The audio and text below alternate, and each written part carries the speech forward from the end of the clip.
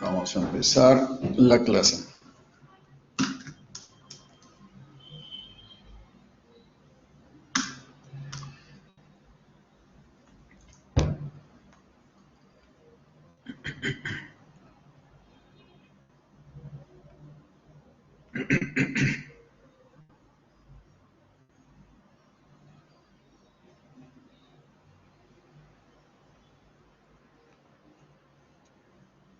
Ok, ¿ven mi pantalla?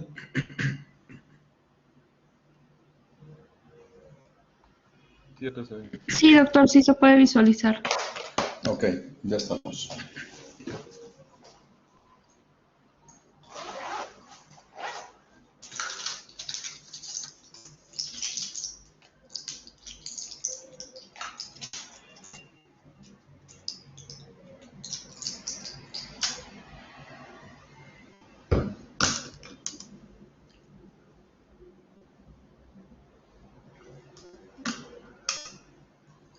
Muy bien, vamos a empezar la clase. Es acerca del tema de, como ustedes saben, lupus eritematoso sistémico.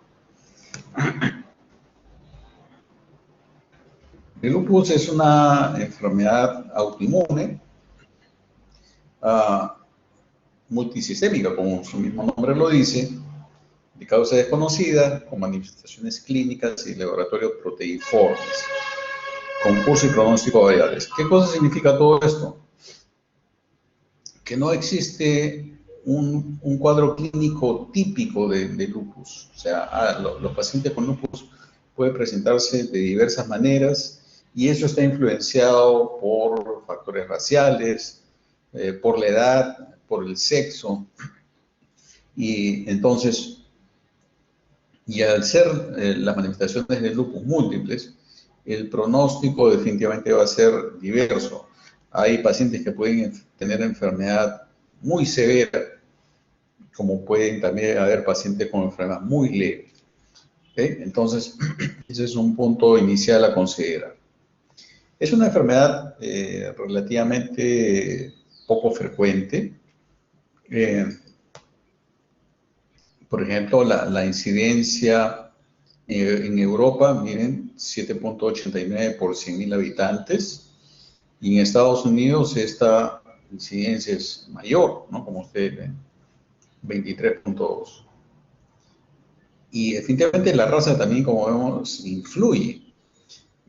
Datos del Reino Unido muestran pues de que las personas de raza negra, su incidencia es de 31.9, que es muy similar a la incidencia de negros de Estados Unidos. Y miren, la frecuencia es mucho menor en asiáticos, en blancos, y los nativos norteamericanos tienen una incidencia similar a los de la raza negra. ¿Okay? Entonces la raza influye en la frecuencia de la enfermedad definitivamente. Y el área geográfica a la cual estemos hablando. Es una enfermedad, como ustedes saben, de personas jóvenes, con un promedio de edad entre 29 y los 32 años. 32 años. Entonces, es una enfermedad que se presenta fundamentalmente pues, en la juventud o en la adultez temprana, ¿no? Y la prevalencia no puede ser tan alta, ¿no? Como 250 por 100.000 habitantes en una ciudad de Taiwán, en el país de Taiwán, perdón. Y como ya sabemos, esta frecuencia es mucho mayor en mujeres con respecto a varones. Pero si vemos la prevalencia en Estados Unidos, casi es la mitad con respecto a la de las mujeres en Taiwán. Es sabido también que, como en muchas de las enfermedades autoinmunes sistémicas, la frecuencia de la enfermedad es mucho mayor en mujeres, con un rango de 9 a 10 a 1. Esta es una enfermedad que, entre otras cosas, condiciona un incremento en la mortalidad. Y esta mortalidad en general ha ido disminuyendo con el paso de los años, llegando a digamos, un plató, no una meseta, luego de los años 90, así que no ha bajado realmente más, no ha mejorado más, ¿no? Vemos pues que el porcentaje de pacientes que permanecen vivos a 10 años es más del 85%. Entonces, comparado con los años 50 del siglo pasado, pues que era de menos del 50% a 5 años. Un punto importante a considerar también, la tasa estandarizada de mortalidad va de 2 a 5 veces más que la población que no tiene lupus. O sea, las personas con lupus se mueren 2 a 5 más veces que las personas que no tienen esta enfermedad. Un punto importante, es la quinta causa de muerte en mujeres entre 15 y 24 años y la sexta causa de muerte entre 25 y 34 años. O sea, es una causa frecuente de mortalidad en mujeres jóvenes. Y miren, la tasa de mortalidad en lupus juvenil, o sea, en personas menor de 16 años o menos, puede ser tan alta como 19 veces más que los niños sin esta enfermedad. Entonces, pues como vemos, el lupus tiene un impacto importante en la mortalidad, que puede ocurrir por la enfermedad activa, por las complicaciones cardiovasculares y adicionalmente también por las infecciones. En el Perú no tenemos base de datos como en Estados Unidos o en Europa, donde podemos sacar pues, la prevalencia, la incidencia, ¿no? Por grupos raciales, etc. Y en el Hospital Almenara tuvimos una iniciativa de hacer un estudio epidemiológico para estas circunstancias de países en desarrollo, que es con un modelo que se llama COPCOR, que es tomar una muestra de una población representativa de un país, ¿no? Y esto pudiera, digamos, extrapolarse a otras ciudades también, ¿no? Esto lo realizamos en un distrito del este de Lima, y esto fue lo que se encontró. En el lupus, la prevalencia era de 0.05%. Se evaluaron cerca de 1.500 personas para definir cuáles eran las enfermedades reumáticas más frecuentes en esta población.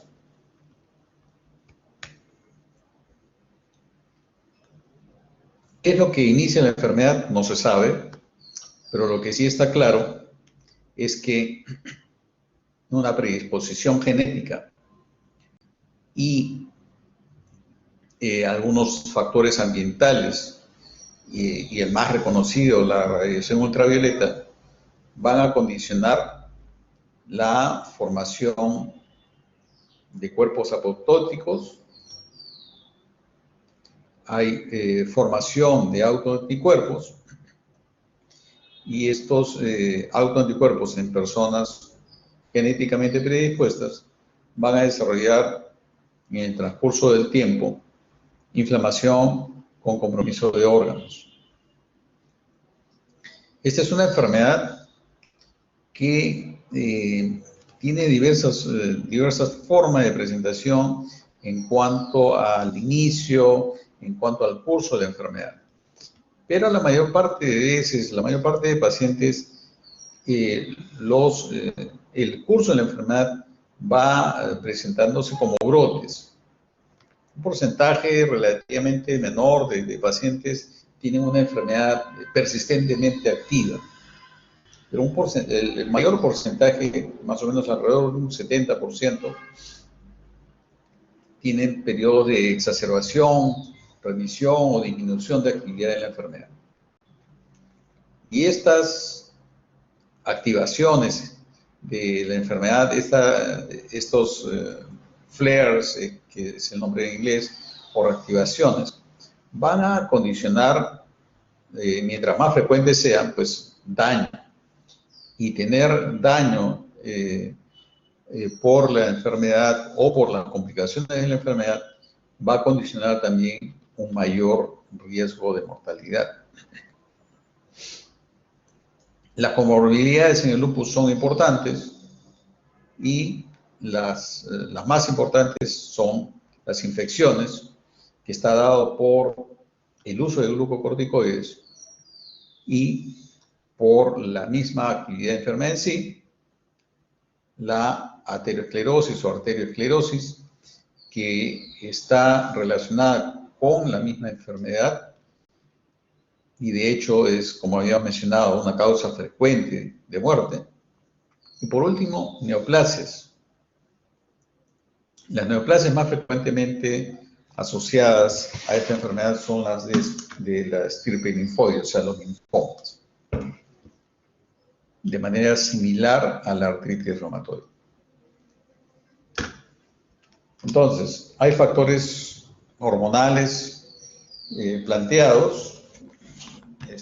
Como habíamos mencionado, está claro, pues las mujeres son las que tienen más frecuencia de esta enfermedad. Los factores infecciosos, como factores precipitantes o desencadenantes de la enfermedad, también han sido estudiados y de hecho algunos estudios mostraban pues, de que los anticuerpos contra el Epstein-Barr eran más frecuentes en el paciente con lupus y con respecto a población general, y esto hacía sospechar pues, de que algunos factores virales pueden, digamos, ser los factores precipitantes. La hepatitis C es una enfermedad viral que es la gran imitadora, porque de hecho produce una serie de manifestaciones extrahepáticas, incluyendo vasculitis, formación de autoanticuerpos, serositis, compromiso renal, tipo una glomerulonefritis, etcétera, etcétera. Entonces, de hecho, pacientes que tienen hepatitis C pueden tranquilamente cumplir criterios de clasificación de lupus. Factores ambientales cada día más reconocidos como factores precipitantes o desencadenantes de enfermedades autoinmunes, y en el lupus especialmente la radiación ultravioleta, ¿no? Uno de los aspectos importantes para todo paciente con lupus, independientemente del tipo de enfermedad que tenga, a todo paciente con lupus se le recomienda usar bloqueador solar, justamente por este factor. Hay estudios epidemiológicos que muestran que poblaciones cercanas a centros fabriles en los cuales se usa o hay formación de polvos de sílice, tienen más frecuencia de enfermedades autoinmunes, especialmente de lupus.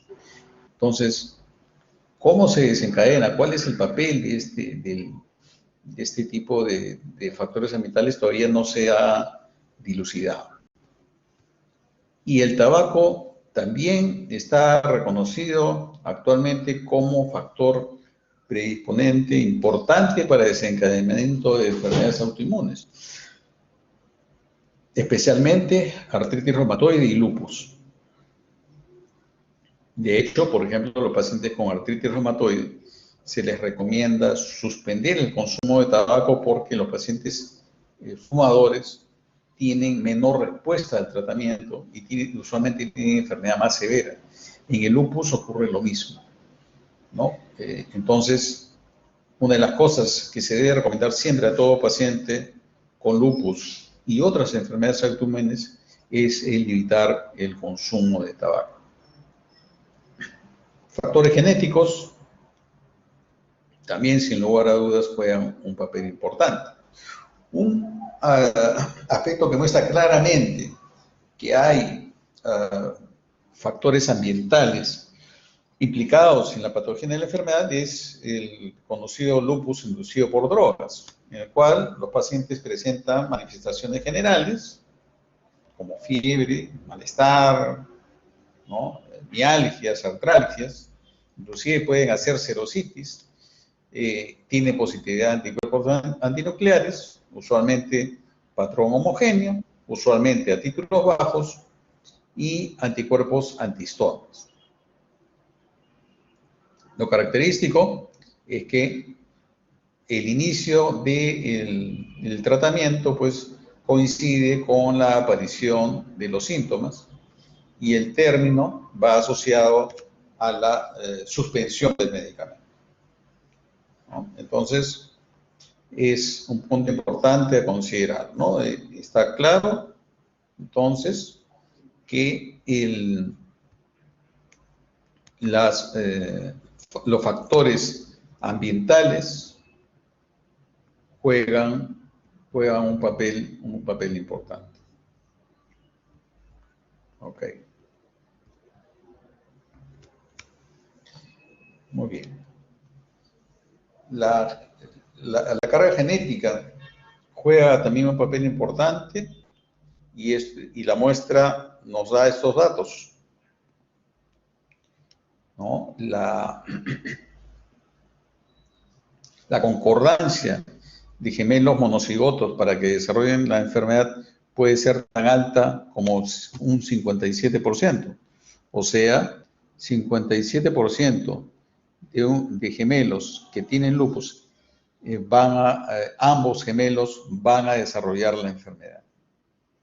En cambio, cuando son gemelos dicigotos, esta frecuencia llega a ser hasta un 9%. Diferencias étnicas definitivamente también juegan un papel, ¿no? Es conocido que las personas de raza negra y las personas de raza mestiza, como nosotros, tenemos más frecuencia de compromiso renal y usualmente enfermedad más severa. Los pacientes de raza negra tienen más frecuencia de desarrollar lupus discoide. Los pacientes de raza blanca tienen más frecuencia para desarrollar compromiso cutáneo.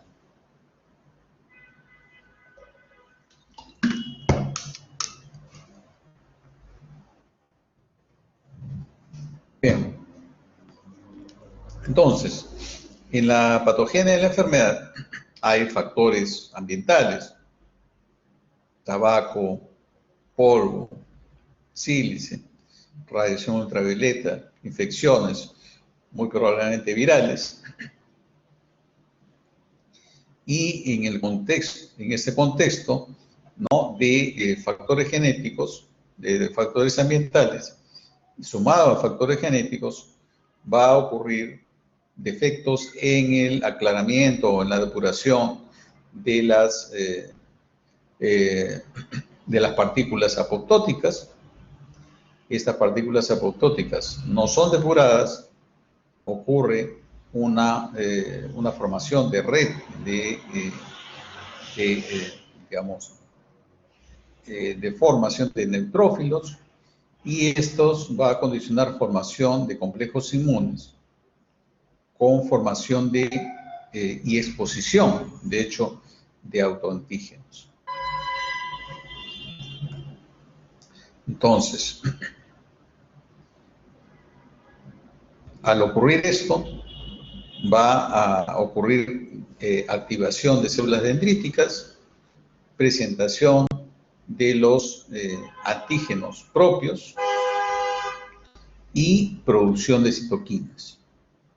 Entonces, luego de la activación de los linfocitos, fundamentalmente linfocitos TCD4, van a activar a los linfocitos B a través de formación, a través de unión de receptor de células T, obviamente, pero también a través de la formación de interferón alfa, producto de la activación de las células dendríticas, que son derivados de los macrófagos, y esto va a activar a los linfocitos B para ser diferenciados a células plasmáticas y por lo tanto formación de autoanticuerpos. ¿Okay? Entonces, la primera parte es incremento en la formación de cuerpos apoptóticos, un deterioro, una disminución del aclaramiento de estos cuerpos apoptóticos, formación de complejos inmunes, activación de células dendríticas, formación de interferón alfa, que va a activar a los linfocitos TCD4 y los cuales a su vez van a activar a los linfocitos B. Entonces, esta activación de los linfocitos T y esta presentación de antígenos, de neoantígenos por las células dendríticas va a condicionar el desarrollo fundamentalmente de autoanticuerpos. Lo mismo. Entonces, hay una serie de vías por las cuales puede ser activados los linfocitos B y estas vías pues pueden ser usadas para efectos de blancos terapéuticos, ¿no? Por ejemplo, hay tratamientos que van dirigidos a disminuir la cantidad de linfocitos B, o hay tratamientos que van dirigidos a bloquear el factor de activación de linfocitos B, o hay otros tratamientos que son dirigidos a bloquear la actividad del interferón alfa 1 para inhibir la activación de los linfocitos B. Entonces, ya vamos a ir viendo con respecto al tratamiento. No, hay un medicamento nuevo que está saliendo que se llama Nifrolumab, que justamente ha salido una publicación hace 2 años que muestra algunos beneficios de ese esquema de tratamiento. Muy bien. El lupus, al ser una enfermedad muy heterogénea, y al no tener manifestaciones patognomónicas de enfermedad, se han pues creado los criterios de clasificación. O sea, cuando hay una enfermedad así compleja en los cuales, digamos, el diagnóstico clínico es el primordial, el hacer estos criterios de clasificación no son para diagnosticar, eso tiene que quedar muy claro, no son para diagnosticar, sino para clasificar a un paciente con respecto a estudios de tipo epidemiológico o estudios randomizados, controlados o estudios de casos. O sea, la idea de los criterios de clasificación es uniformizar los criterios para que pueda ingresar un determinado paciente en un determinado estudio. Fundamentalmente es eso. Y miren, los criterios de clasificación empezaron a ser usados desde, miren, digamos, en una época tan antigua como después del año 1958. ¿Qué aspecto es importante en estos criterios de clasificación? Esta palabrita, no explicada. En estos criterios de clasificación había manifestaciones mayores y manifestaciones menores para clasificar un lupus. Entonces, una manifestación mayor era, por ejemplo, artritis de tipo reumatoide, o sea, una poliartritis. Fiebre de origen no explicado y prolongado, que de hecho es una característica de la fiebre en pacientes con diversos tipos de enfermedades autoinmunes, incluyendo el lupus. En este caso, pues, el lupus es bastante característico esto, ¿no? ¿Y por qué este término de no explicado? O sea, que no haya otra explicación para que se presente una característica. El caso que vimos y discutimos hoy día en la mañana con mi grupo, ¿no? Era justamente de un paciente varón que presentaba fiebre de más o menos un mes de evolución, pero fiebres altas, más de 39 grados. Y en este caso, el paciente tenía también manifestaciones pues, de una neumonía. Entonces, en este caso, la fiebre sí era explicado por la neumonía, por lo tanto, la fiebre no debería ser considerada como una manifestación mayor en ese caso.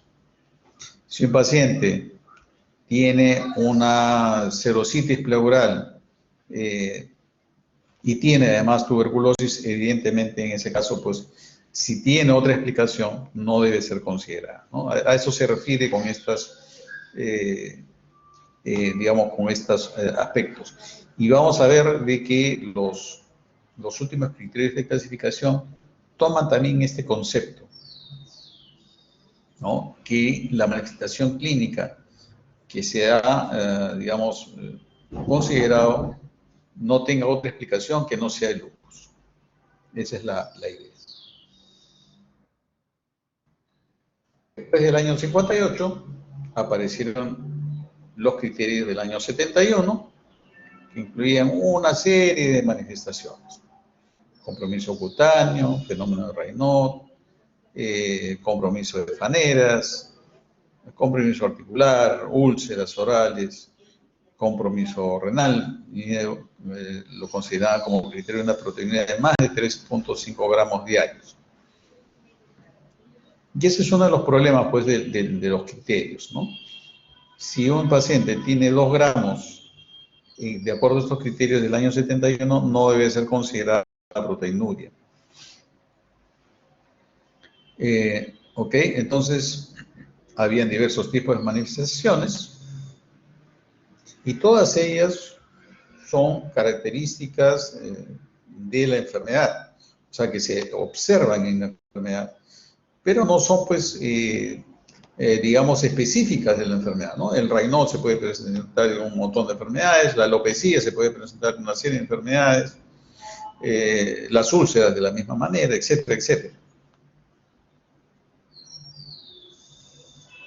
Y acá consideraba, por ejemplo, compromiso articular, artritis sin deformidad, para tratar de diferenciarlo de la artritis reumatoide. Después aparecen estos criterios del año 82 con modificación del año 97, donde pues ya no hay algunos criterios del año 71. Ya no hay Raynaud, ya no hay alopecia, ya se modifica lo de artritis sin deformidad, sino ahora se especifica más que sea una artritis no erosiva, de 2 o más articulaciones periféricas y artropatía de Yacoub, ¿no? La artropatía de Yacoub es una artropatía deformante, pero con deformación reductible.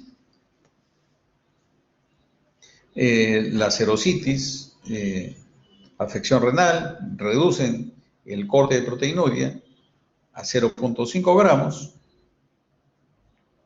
neurológico, convulsiones y psicosis, ¿no? que se mantiene, pero digamos, especifica más que no debe haber trastornos metabólicos, infecciosos o hidroelectrolíticos. Hematológico, lo amplían y más bien hacen mayores especificaciones, y los anticuerpos. Doctores, ¿me permiten por favor 3 minutitos? Ahorita vengo.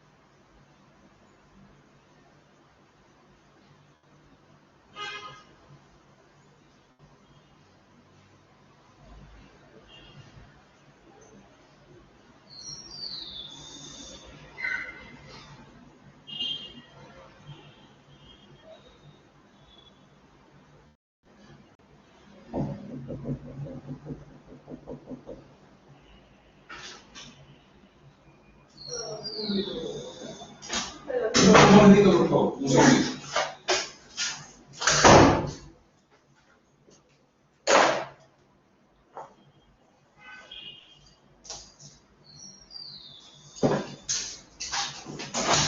Permiso, por favor, porque estoy en clase de...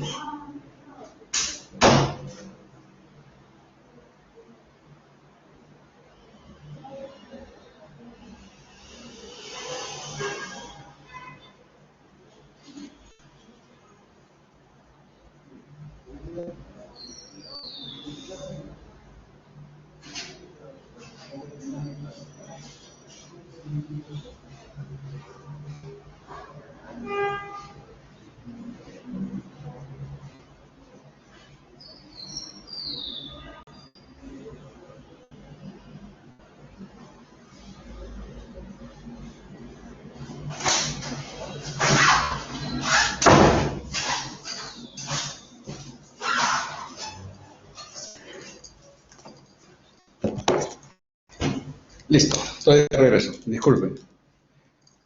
Muy bien, entonces los criterios de clasificación van variando, como ustedes están viendo, y estas modificaciones tienen como objetivo hacer que los criterios sean más sensibles y también más específicos. Entonces se busca un punto de corte, un punto medio, en el cual se combinen las manifestaciones, digamos, más sensibles con las más específicas.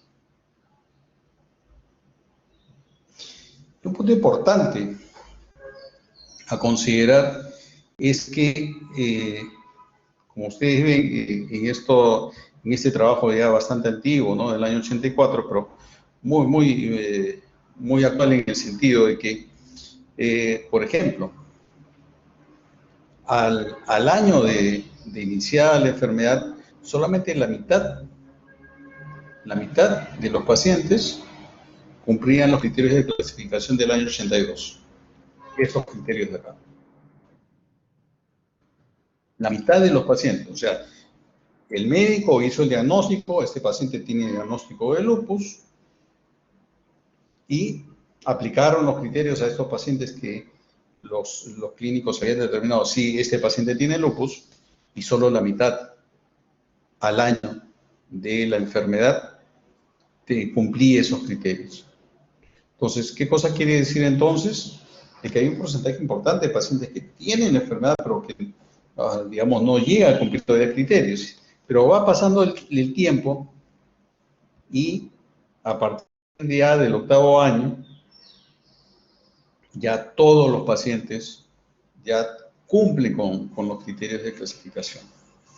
Esa es una muestra muy clara de que los criterios de clasificación no deben ser usados como criterios de diagnóstico, porque hay muchos pacientes a quienes vamos a decir que no tienen lupus porque no cumplen los criterios, y eso es equivocado.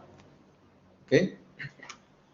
Entonces, se hizo nuevos criterios de clasificación en el año 2012 que tenía como objetivo mejorar la sensibilidad, ¿no? Era 86%, lo del año 82 se sube a 94% y la especificidad fue similar. Las diferencias fue que incluyeron otras características que habían sido dejadas de lado, como por ejemplo la alopecia, que estaba considerada en los criterios del año 71. Y miren, la especificidad de una alopecia que no deja cicatriz era tan alta como un 96%. Entonces, esto es importante, ¿no? Pero la sensibilidad es baja. Entonces, eso es lo que yo les decía, ¿no? Mezcla manifestaciones que tengan mayor sensibilidad y otras que tengan mayor especificidad. Los anticuerpos antinucleares tienen una alta sensibilidad. Es muy frecuente, ¿no?, que haya pacientes que tengan esta manifestación de laboratorio, pero la especificidad es menos del 50%. Entonces eso significa que hay muchos pacientes o muchas personas que tienen alguna característica, alguna enfermedad o inclusive personas sanas que pueden tener este resultado positivo, ¿no?, sin tener la enfermedad de lupus. ¿Ok?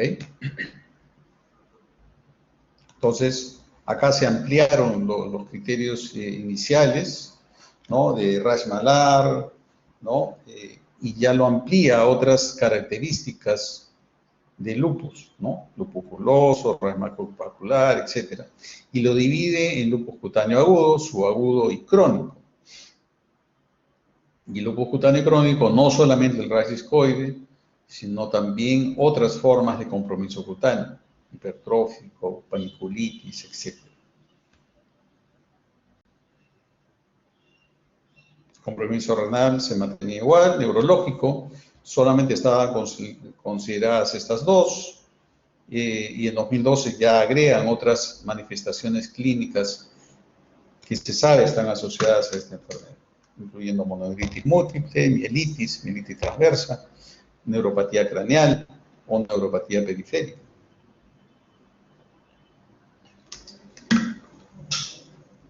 Y reducen el corte de linfocitos de menos de 1500 a menos de 1000.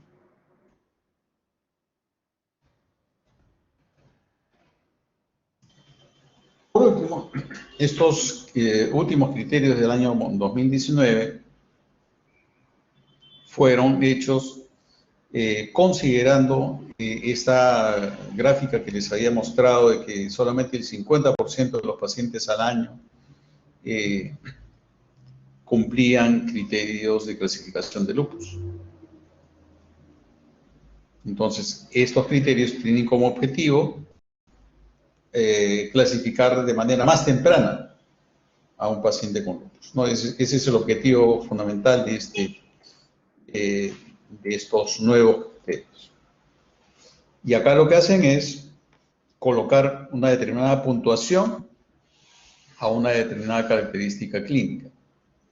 Compromiso hematológico, por ejemplo, leucopenia 3, trombocitopenia 4, hemólisis autoinmune 4. Pero solamente se escoge uno de ellos, el que tenga la puntuación más alta. Si tiene leucopenia, tiene trombocitopenia y tiene anemia hemolítica, no sumamos, sino solamente cogemos uno, por ejemplo, trombocitopenia. Así igual con el resto. Delirio, psicosis, convulsiones. Le ponen más puntuación a las convulsiones. Alopecia, úlceras orales, lupus cutáneo subagudo o lupus discoide, le dan puntaje de 4 y el mayor puntaje del mucocutáneo es el lupus cutáneo agudo. Y el lupus cutáneo agudo no solamente pues el rash malar, sino las otras que les había mencionado. Erositis, músculo esquelético, compromiso renal, una nefritis proliferativa, clase 3 o clase 4, 10 puntos. Anticuerpos, complementos, anticuerpos específicos. Y el criterio de entrada es que todo paciente para ser clasificado con lupus debe tener positividad de anticuerpos antinucleares de acuerdo a estos criterios, ¿no? Es raro que un paciente con lupus no tenga anticuerpos antinucleares. Entonces, como dice acá, si está ausente los anticuerpos antinucleares, entonces no debe ser clasificado como lupus. Si está presente, debe haber criterios adicionales. O sea, no es suficiente tener anticuerpos antinucleares, en otras palabras. Debe haber otros criterios y dice, no debe ser contado como criterio si hay otra explicación más probable que el lupus para esa manifestación, ¿no? Entonces, si tiene neumonía y tiene fiebre, pues entonces eso es por neumonía, no por lupus. Si tiene fiebre y tiene tromboembolismo pulmonar, lo más probable que sea pues por el tromboembolismo pulmonar y no por el lupus. ¿Ok? Entonces, a eso iba cuando les estaba mencionando los criterios del año 1958 que decía pues manifestaciones que no tengan otra explicación. ¿Ok? Entonces, este es un punto importante. La ocurrencia de un criterio, por lo menos en una sola ocasión, es suficiente. Si un paciente tuvo un cuadro de poliartritis hace 10 años, no volvió a tener un cuadro de poliartritis.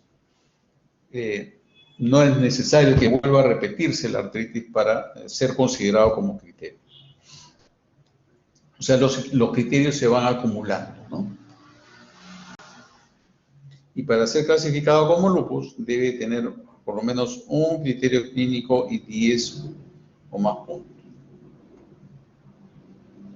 Como dice acá, los criterios no necesitan ocurrir de manera simultánea. Muy bien, entonces, como ustedes ven, los criterios de clasificación, hay múltiples criterios, como ustedes han estado viendo en el transcurso del tiempo, y por lo tanto, y nuevamente insisto, el diagnóstico de lupus es fundamentalmente clínico y no es necesario que cumpla criterios de clasificación para hacer el diagnóstico. Muy bien. La presencia de anticuerpos antinucleares sin duda es muy importante digamos, como manifestación de la enfermedad, y hay diversos tipos de patrones. El patrón periférico,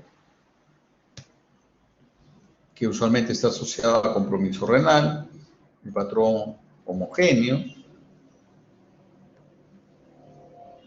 patrón moteado, patrón nucleolar.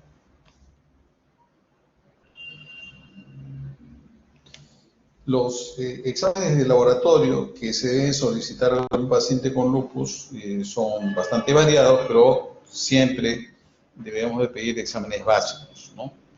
Hemograma, reactante de fase aguda, velocidad de sedimentación, proteína C reactiva, un examen de orina, una radiografía de tórax y evidentemente los autoanticuerpos. Los anticuerpos antinucleares, tanto por inmunofluorescencia como por ELISA, el ELISA usualmente es como screening, ¿no? Y la inmunofluorescencia con los patrones respectivos. Y los anticuerpos antinucleares deben ser solicitados exclusivamente para hacer la evaluación de diagnóstico. No sirve para nada, no es de ninguna utilidad para hacer seguimiento del paciente. Un paciente que tiene anticuerpos antinucleares hoy día va a tener anticuerpos antinucleares mañana, el próximo año. Un paciente puede tener 1 sobre 320, el próximo año 1 sobre 640, eso no implica absolutamente nada. Pueden a veces inclusive cambiar los patrones. Los patrones digamos, de inmunofluorescencia. Y eso no tiene ningún tipo de implicancia. ¿Okay? Los anticuerpos anti-DNA de doble cadena y anti-SMID son útiles también como parte del diagnóstico, pero adicionalmente el anti-DNA de doble cadena sí puede ser usado como parte del seguimiento del paciente. Es usual ver un paciente con lupus que tenga enfermedad de títulos altos de anti-DNA, que conforme la enfermedad va mejorando, los títulos van bajando. Hay una coincidencia muy clara entre reducción de títulos de anti-DNA y mejoría clínica. Y al revés, un paciente que comienza a tener incrementos de anti-DNA habiendo estado valores normales, es un indicador muy importante de reactivación de enfermedad. Los antígenos extractables nucleares como el RO, el A, el RNP, usualmente son usados para en el momento del diagnóstico. No se necesita repetir realmente estos anticuerpos. El consumo de complemento es usual de encontrar en los pacientes con lupus y usualmente los pacientes que tienen enfermedad activa, sobre todo con compromisos severos, disminuyen complemento. Pero también es cierto de que hay pacientes que tienen de manera crónica consumo de complemento y pues no tienen ninguna otra manifestación de actividad de enfermedad.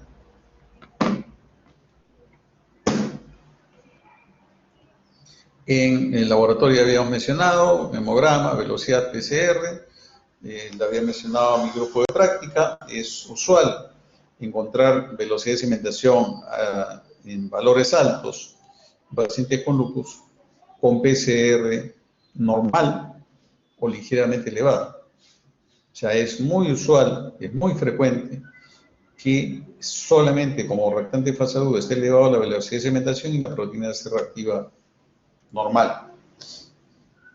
Y en pacientes que tienen esta característica, cuando observen en estos pacientes que tienen valores normales de PCR con enfermedad activa y se va elevando la proteína C reactiva, es un indicador importante que puede haber un cuadro de infección de por medio.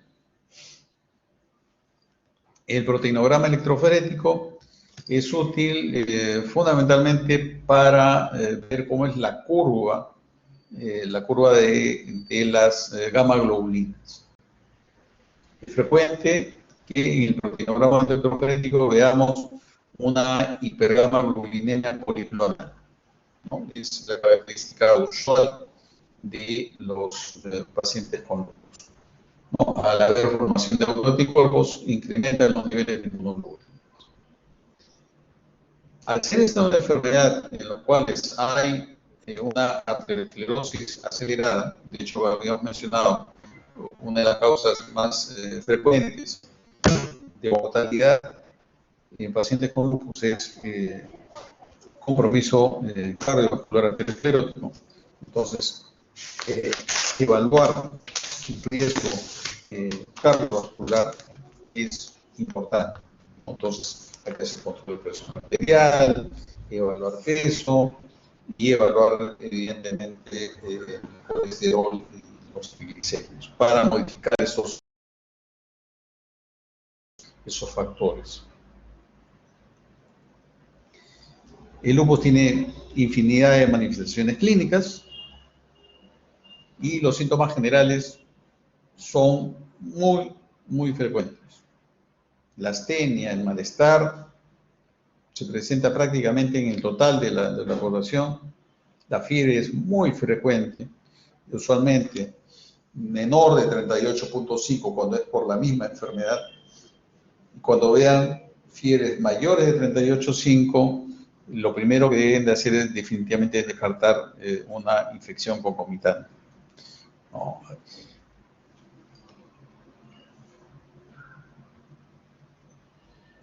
En compromiso locomotor puede haber, pues, evidentemente artritis, deformidades, ¿no? La artropatía de Yagut, puede ocurrir necrosis aséptica, ya sea por la misma enfermedad o con más frecuencia por el uso de glucocorticoides, tendonitis, ruptura tendinosa, puede haber miopatía inflamatoria, pero también puede haber, evidentemente, miopatía por esteroides, por glucocorticoides.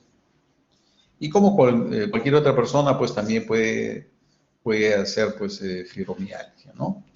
Esta es una vista clásica, ¿no?, de una artropatía de Yagut, en el cual vemos una deformación importante, le tomamos una radiografía y se ve solamente, pues, la deformidad sin lesión erosiva. Por eso es una artropatía no erosiva, ¿no? Tremenda deformidad sin lesiones erosivas. Habíamos visto en los criterios de clasificación, ¿no?, del año 2012, que se dividía, pues, las manifestaciones específicas en lupus cutáneo agudo, lupus cutáneo subagudo y lupus cutáneo crónico. Y las inespecíficas, ¿no?, como el livideo reticularis, úlceras, usualmente de miembros inferiores, gangrena o vasculitis, o sea, lesiones de tipo púrpura palpable. El famoso rash malar, que no es muy frecuente en nuestra población, 30% o menos, ¿no?, de nuestra población tiene compromiso cutáneo, tipo rash malar. Y lo característico es, pues, que compromete, pues, el área malar, compromete el puente nasal, puede comprometer el arco superciliar, pero siempre respeta el surco nasogeniano, ¿no? Hay compromiso en el mentón, como ustedes ven también. Úlceras orales localizadas en cualquier región de la cavidad oral, usualmente más característico a nivel de paladar blando, pero realmente en cualquier parte puede ocurrir.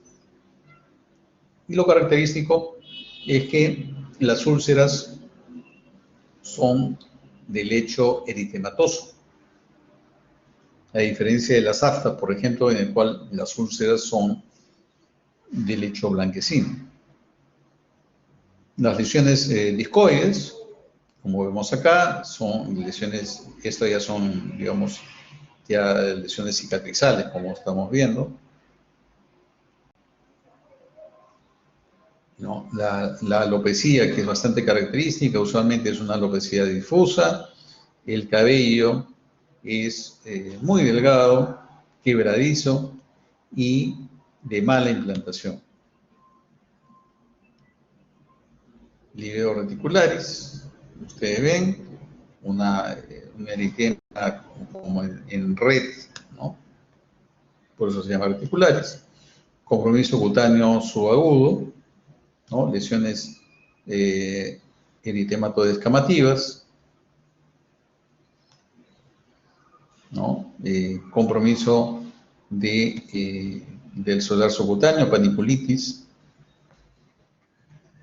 lesiones tipo purpúricas, hemorrágicas, eritema periunguial, infarto periunguial, lupus hipertrófico, parecen lesiones verrucosas como ustedes están viendo, lupus túmidas, que son lesiones papulares, elevadas, usualmente no dolorosas, lupus pernio, también lesiones papulonodulares,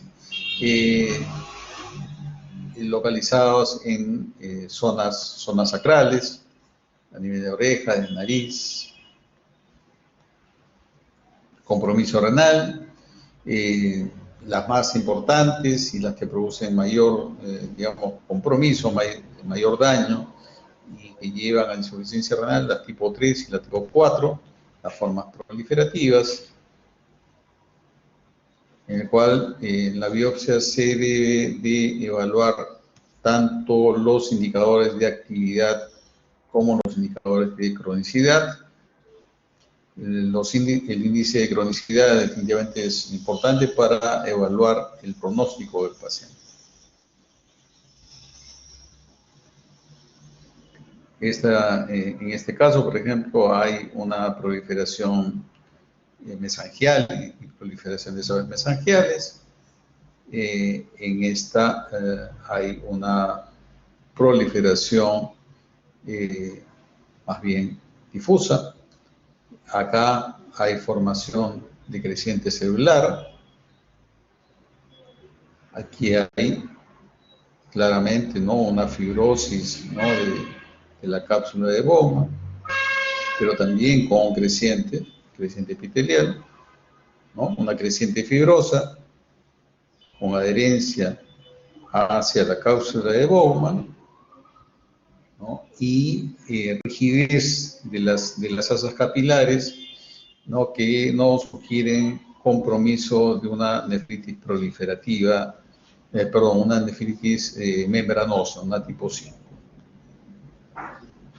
Hay poca proliferación, comparen con esto.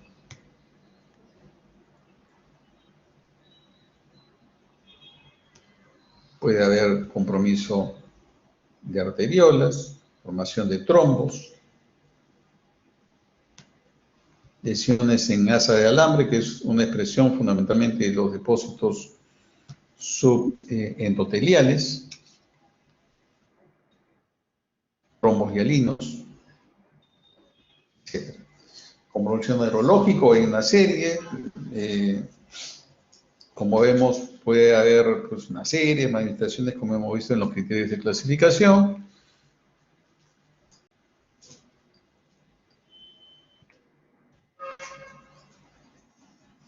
Siempre es importante en pacientes que tengan manifestaciones del sistema nervioso central hacerle estudio de punción lumbar, ¿no?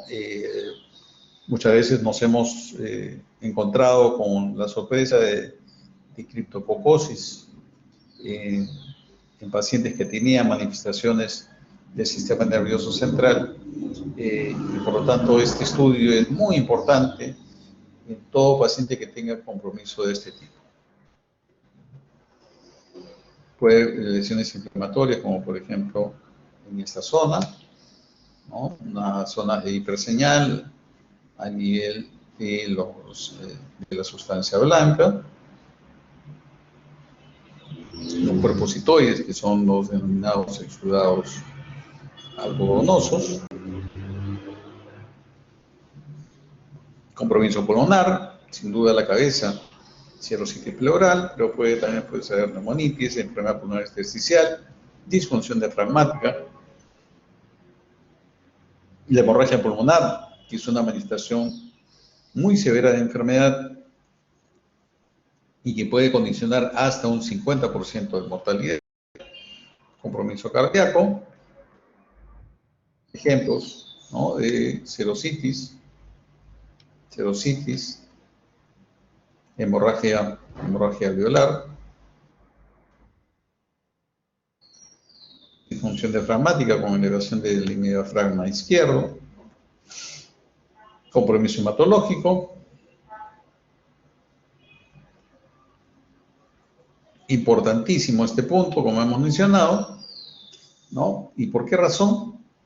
Que en personas menores de 55 años que tienen lupus, el riesgo de desarrollar enfermedad coronaria es 8 veces más que en las personas que no tienen lupus. Y en las personas entre 35 y 44, el riesgo de desarrollar un infarto agudo de miocardio es de 52 veces más que una persona que no tiene lupus. Nunca soslayemos a un paciente con lupus que desarrolla un dolor precordial. Por más joven que sea, es de esperar que esos pacientes puedan desarrollar un infarto agudo de miocardio. 30 años con infarto agudo de miocardio hemos visto definitivamente. Es algo importante a considerar.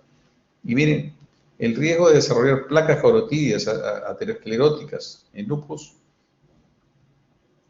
puede ser tan alto como 5 veces más comparado con personas menores de 40 años. Los varones tienen digamos, algunas características que los diferencia de las mujeres con respecto al lupus, y es más frecuente que los varones progresen a falla renal terminal, 5 veces más que las mujeres. Pero aparte de eso, es más o menos similar. Un poco más de frecuencia de serositis, un poco más de frecuencia de compromiso renal, pero este es, digamos, el punto fundamental en cuanto a diferencia entre hombres y mujeres, ¿no? Los varones tienen mayor riesgo a hacer falla renal terminal. Por último, tratamiento. El tratamiento tiene que ser dirigido al problema que tiene el paciente, ¿sí? Por eso dice el tratamiento es individualizado. Todo paciente con diagnóstico de lupus se debe hacer manejo de las comorbilidades. El paciente con lupus tiene más frecuencia de infecciones, de hipertensión, diabetes, etcétera, etcétera, y debemos manejar estas comorbilidades para reducir el daño y el impacto que este puede tener en la sobrevida del paciente. Todo paciente con lupus se le debe ofrecer fotoprotección, como hemos dicho, uso de bloqueador solar que bloquee tanto rayos ultravioletas A como B. Cambios en el estilo de vida, como habíamos mencionado también, no debe consumir tabaco, reducción de peso es importante, realizar ejercicios de la misma manera. En pacientes que en general no tengan compromiso de órgano mayor, antimaláricos con o sin glucocorticoides. De preferencia no usar los glucocorticoides. Compromiso neuropsiquiátrico mayor, inmunosupresores, compromiso renal severo, terapia de inducción con ciclofosfamida o micofenolato. Entonces, estos son los medicamentos que usualmente usamos en el manejo de los pacientes con lupus. Y al igual que otras enfermedades crónicas, pues la educación del paciente va a ser sin duda súper importante. Los glucocorticoides, cada día se recomienda usar la menor dosis posible, por el menor tiempo posible, y en lo posible, si se puede evitar el uso de glucocorticoides en lupus, debería tratar de hacerlo. Los inmunosupresores, hay una serie que podemos usar, ciclofosfamida, usualmente por vía endovenosa, micofenolato mofetilo, dosis terapéuticas de 2 a 3 gramos diarios, ambos usados para manifestaciones severas de enfermedad. Azatioprina, metotrexate, leflunomías, esos dos últimos fundamentalmente para compromiso articular. Pero la leflunomía también se ha usado en algunos ensayos para manejo de compromiso renal. De hecho, en algunas circunstancias se puede usar como una terapia adyuvante. Cicloprolina y tacrolimus, usualmente usado, de hecho, con más frecuencia en pacientes con compromiso renal proliferativo y también el compromiso membranoso junto con el micofenolato. Los antimaláricos son medicamentos fundamentales en el manejo de un paciente con lupus por diversas razones. Uno, reduce la mortalidad, reduce la frecuencia de recaídas, ¿no? Y reduce el daño. Entonces, este tratamiento, el uso de antimaláricos, sin duda es necesario e importante en todo paciente que tenga lupus. Todos, absolutamente todos. Y, por último, los biológicos. Se puede usar el rituximab o el belimumab. Para poner solamente un ejemplo, en pacientes que tienen nefritis lúpica, esta es la guía del año 2012, que hasta el momento no ha sido modificada, y nos dice algunas cosas interesantes. En pacientes que podemos usar para terapia de inducción de nefritis lúpica proliferativa, micofenolato o ciclofosfamida endovenoso.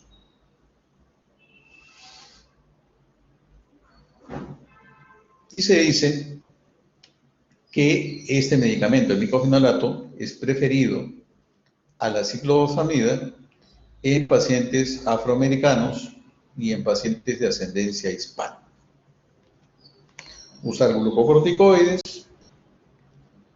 en cuanto a pulsos de metilprednisolona, luego uso de prednisona de 0.5 a 1 miligramo por kilo y considerar 1 miligramo por kilo solamente si hay presencia de crecientes. Si no hay crecientes, usar 0.5. ¿No?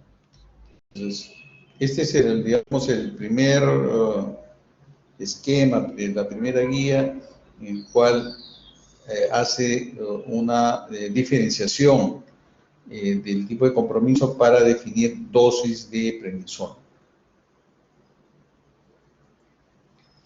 Muy bien. Entonces, si un paciente no mejora con la inducción con micofenolato a los 6 meses, entonces usar ciclofosfamida, pulso de glucocorticoide. Si recibe ciclofosfamida, podemos usar dosis bajas, el esquema europeo, o usar dosis altas, el esquema de NIH. Y este esquema de dosis bajas se recomienda en pacientes de ascendencia europea. ¿Ok? Entonces, si el paciente mejora con el uso de la ciclofosfamida, se pasa a terapia de inducción con micofenolato o acetoprina, y actualmente pues el micofenolato sin duda es el tratamiento de mantenimiento de elección, ¿no? Se ha visto que es superior al metotrexato, perdón, a la acetoprina.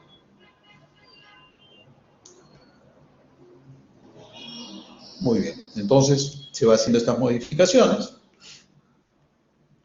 Si un paciente que recibió ciclofosfamida no mejoró, entonces lo cambiamos de ciclofosfamida, lo cambiamos a micofenolato, y si no mejoró al micofenolato, se cambia a rituximab o se agrega inhibidor de calcineurina. Muy bien, entonces eso sería todo con respecto al tema de lupus. No sé si tiene alguna pregunta, alguna duda.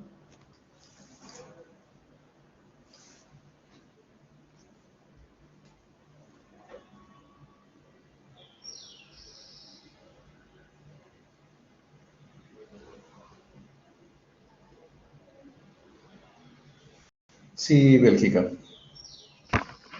Sí, doctor, buenas tardes. Disculpe, creo que podría volver a explicar la parte de... La parte de... para el bus. ¿Cómo? La parte de... ¿No escuché Las bien? últimas tablitas que había mencionado. De los ¿Cuál? criterios diagnósticos. No hay criterios diagnósticos, son criterios de clasificación.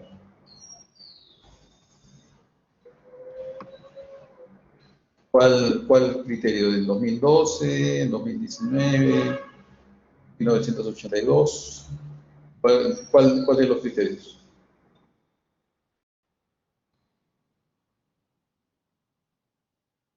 Bélgica.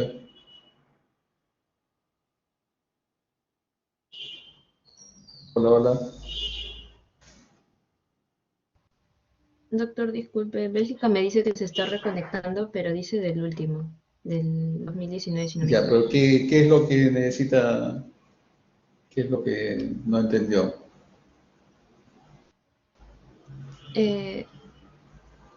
Sí, quería que si podría volver a explicar respecto a los criterios de clasificación, pero solo del 2019, del último recuadro, justo en naranja, si no me equivoco, que estaba mostrando. Ya, ok. Gracias. Bueno, insisto, no se olviden que no son criterios de diagnóstico, son criterios de clasificación.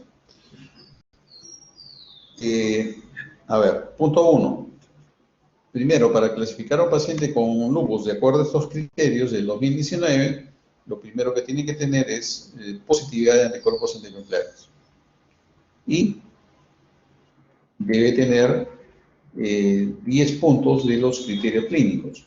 Entonces, pongamos un ejemplo, un paciente que tiene fiebre, pero fiebre por la enfermedad, no fiebre por otro tipo de proceso que condiciona fiebre, ¿no? Fiebre, tiene trombocito, tiene leucopenia, van 5. Pero igual la leucopenia no debe ser inducida por medicamentos, no debe ser inducida por una infección, tiene que ser una leucopenia que estemos seguros que está relacionada a la enfermedad. Si tiene alopecia, ya tiene 7. Pero si tiene úlceras orales, no vamos a sumar 9, se queda con 7, porque solamente se coloca el de mayor contagio. ¿Okay? Entonces, ese paciente hipotético con fiebre, leucopenia, alopecia, va al 7, ¿no?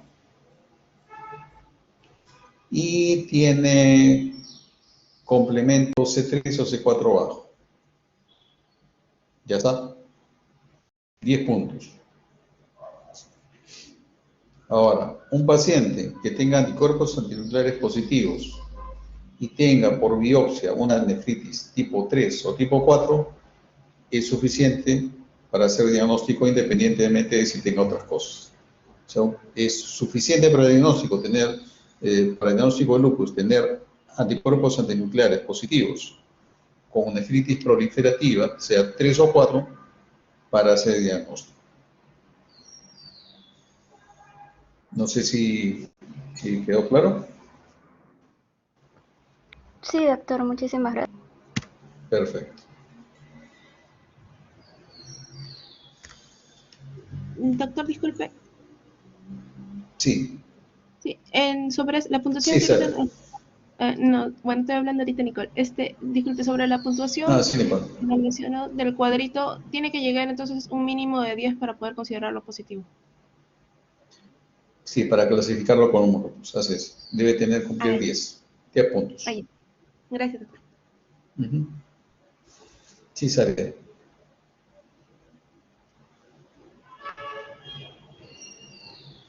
Sí, doctor, buenas tardes.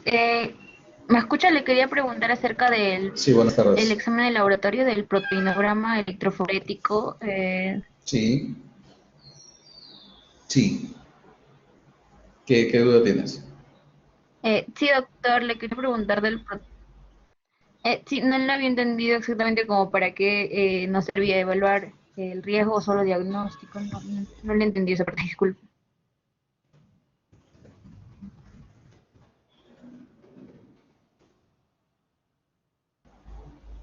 Ya. Muy bien. Ven la imagen, ¿cierto? Sí, ¿Sí? doctor. Sí, doctor. Ya está, perfecto. Entonces, este es un proteinograma normal, ¿no? Donde el mayor pico son la albúmina, alfa 1, alfa 2, beta y gamma globulinas. En líneas generales, alfa 1 se ve elevado cuando hay, por ejemplo, algún proceso inflamatorio agudo, ¿no? En el alfa 2 también hay incrementos cuando hay un proceso inflamatorio importante, ¿no? Y la proteína que usualmente está, digamos, representada en esta curva es la proteína C reactiva.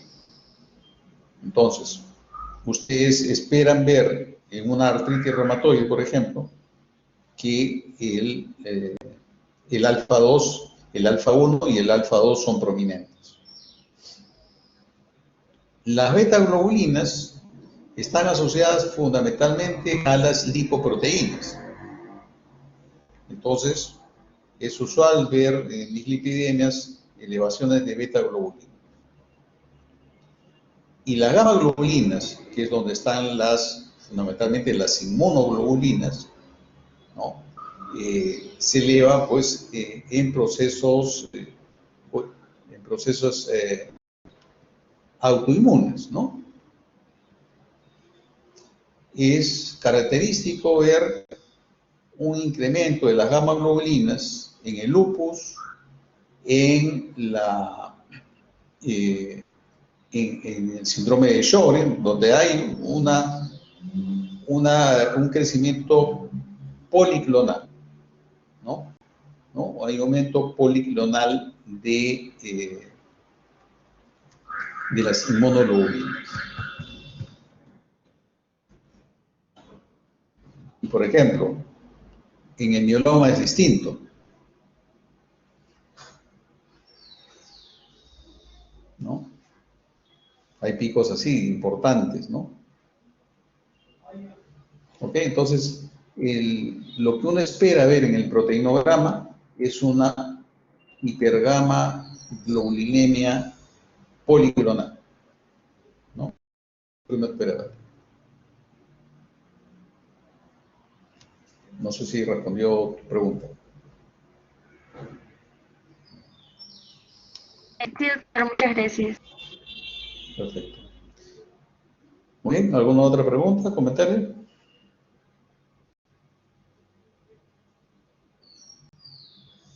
Sí, Denis. Doctor, ¿qué tal? ¿Podría explicar la última parte de tratamiento, por favor?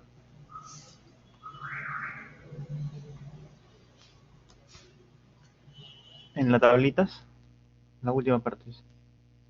¿Esta o esta? Esa, doctor. Esta de acá. Ya. ¿Qué parte no has entendido? La parte cuando se lo sustituye con rituximab y se le agrega, también me dijo. Ah, ya. Ok. Ujú. Hay esquemas de tratamiento de nefritis lúpica. A ver, para empezar, primero lo que buscamos es terapia de inducción de remisión. Es lo primero que buscamos. Entonces, para eso usamos micofenolato o usamos ciclofosfamida endovenoso. Usemos uno u otro, si hay respuesta apropiada a el tratamiento, la terapia de mantenimiento va a ser micofenolato fundamentalmente. Acetopina ya prácticamente ya no se usa, se puede usar también en algunas circunstancias, sí, pero de preferencia la terapia de mantenimiento es con micofenolato. Y como dicen acá, 1 a 2 gramos diarios como terapia de mantenimiento. Y eso de manera indefinida. Pero si un paciente, por ejemplo, que no mejoró con micofenolato, podemos pasar a ciclofosfamida o podemos agregar al micofenolato hidrocloruro de calcineurina. Entonces, en estos casos, por ejemplo, de que recibió ciclofosfamida, no mejoró, se le dio micofenolato, no mejoró, al micofenolato le agregamos inhibidor de calcineurina. O, si falla a ciclo y falla a micofenolato, entonces podemos usar como tratamiento de inducción al rituximab. Y al revés también igual, ¿no? ¿Sí? Sí, doctor. Gracias. Y el inhibidor de calcineurina más frecuente usado para este tipo de esquemas es el tacrolimus, definitivamente, ¿no? Muy bien. ¿Alguna otra pregunta?